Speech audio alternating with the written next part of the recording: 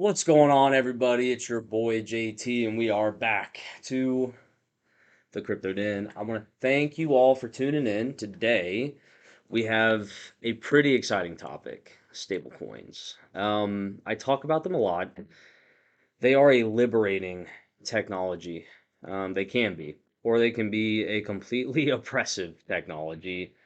Really kind of depends on a lot of the decisions behind, I guess when you lift up the hood. We'll think of that analogy, which we're going to dive into. But in general, amazing things, incredible things are happening with stablecoins right now.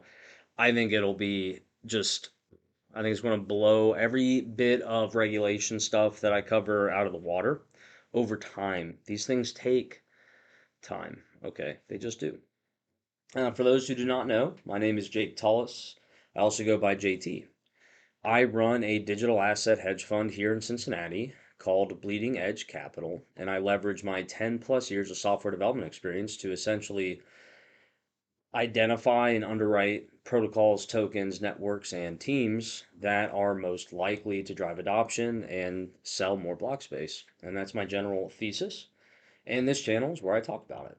So, with that, let's get into stablecoins, right? So, one of the coolest things going on is President Trump. That's right. Our sitting president, Donald J. Trump, has officially launched a stablecoin on the Binance chain, which is actually a very good thing, primarily because Binance is used in probably one of our bigger competitors, China, a lot. It has a big piece of market share in the Asian markets. So he's going after the Asian markets with his stablecoin to essentially export dollars. When you pick up USD1, there is an equivalent dollar amount in a bank account somewhere in America. So it's redeemable for $1, is the promise of a stablecoin. And the price should not move considering it is a 1-to-1 ratio, theoretically.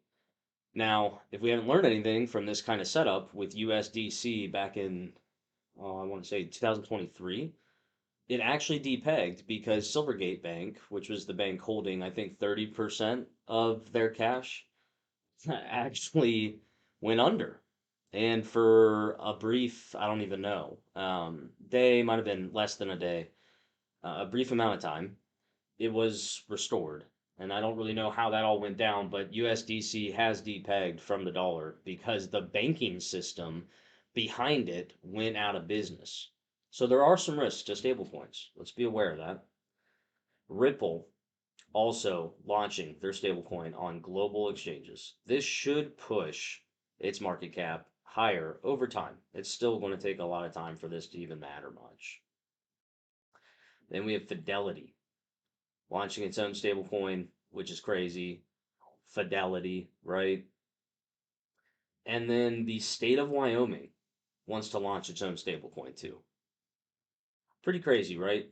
Now, there's two reasons why all of this is happening. Before we get into that, you got to understand there's two main reasons why all these people are building stablecoins and why it's going so well, and people are very excited to do this. The first thing is they are holding your dollars while you have the stablecoin, and they can go get yield with those dollars. Tether has printed so much money, y'all. So much money. I think they have 30 employees, and they profited more than BlackRock the last quarter of 24, and they manage 80 billion compared to 11 trillion. So think about that. It's an incredibly profitable, automated, autonomous, infinitely scalable business. And they can just put it in a money market account, buy T-bills, make 4 or 5% on our dollars while we use our money to do whatever we want. It seems like a pretty fair trade, really, in most respects. There are some stablecoins that kick back the yield in dividends and things like that. People are trying to really do a lot of creative things with these stablecoins, but in general, they make a lot of money. So all these states and governments and exchanges, I mean, everyone and their mother wants a stablecoin that gets adopted. Then the second piece as to why all this is happening right now is because of some of our congressmen and what they're doing on the Hill.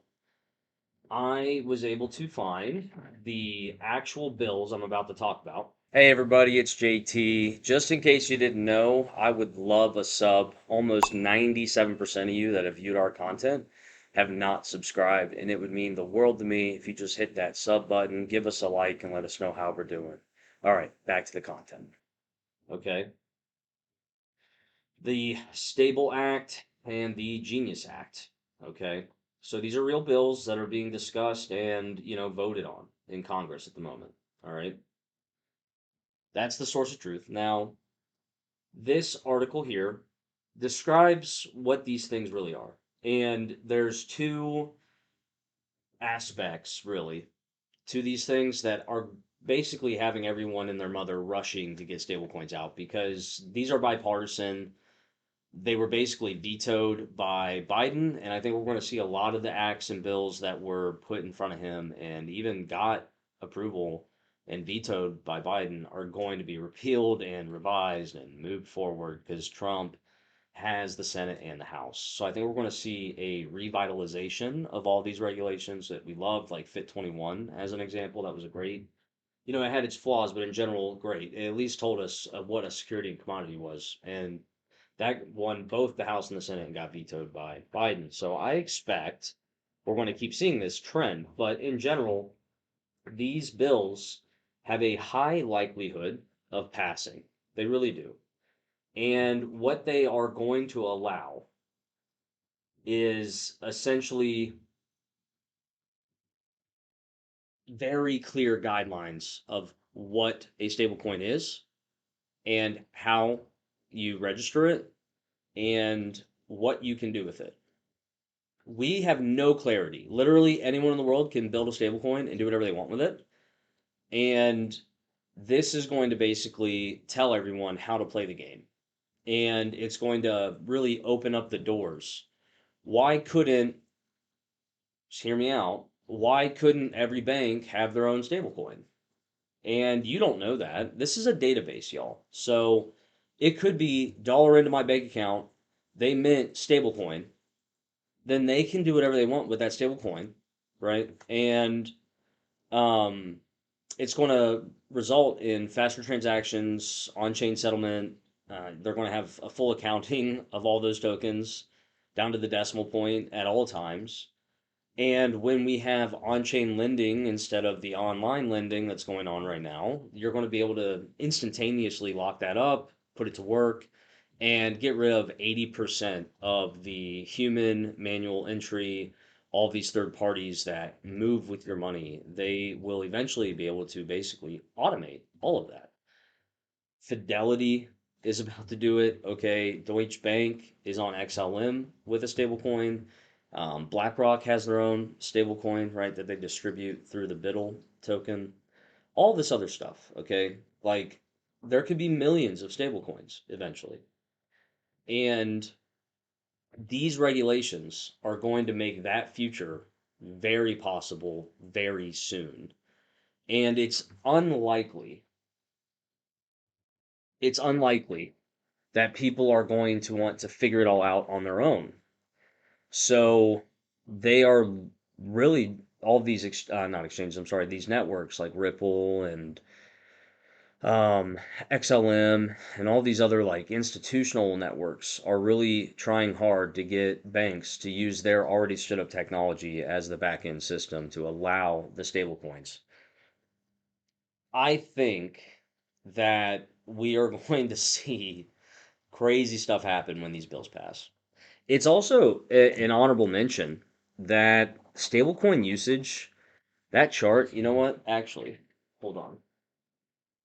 I don't want to just talk about it. We can find it. USD stablecoin growth. Look at this, guys. Assuming, here we go. Total market cap. Whenever this, look at that. Guys, this is not that far. I mean, from March in 2021, 50, 60 billion. So in 4 years, we're at 233 billion. It is growing like a weed. Look at where all of these are. There are 80 networks, 97 networks, Athena's USDE, of course. There's so many, so many. And there's going to be many, many, many, many more. Okay? I mean, this thing scrolls forever. 236 stablecoins that this site can track. And some of them have less than a million in it. So, I mean, really, there's 200 something stablecoins. Tether has over half now. I misspoke earlier. They are up to 145 billion. That was the last number I remember. So it's growing crazy. It's exponential, is my point. I mean, it's literally every year going from 50 to 100 up to 150, 200, and now 250. Okay? Crazy. It's on its way to 250. You guys saw it. So we're going to see that, I think, eclipse trillions and trillions of dollars. And what we're going to see is more and more money going on chain, more and more speculation, more and more just crypto madness, especially as we get better user experiences. In general, what's happening, I believe, is all revolving around these bills, and then everyone is rushing to front run these bills getting passed to be ready to do the process and to get the stamp of approval from the White House and be off to the races without being worried about the SEC suing them, which has happened many times. So that's it, y'all. Stable coins are here to stay. They are growing like a weed. Super exciting for the industry, great for regulations. This is going to open up tons of opportunities. More money on chain means more money to go to tokens. So these are all good things. All right, y'all. Until next time, take care of one another. Peace.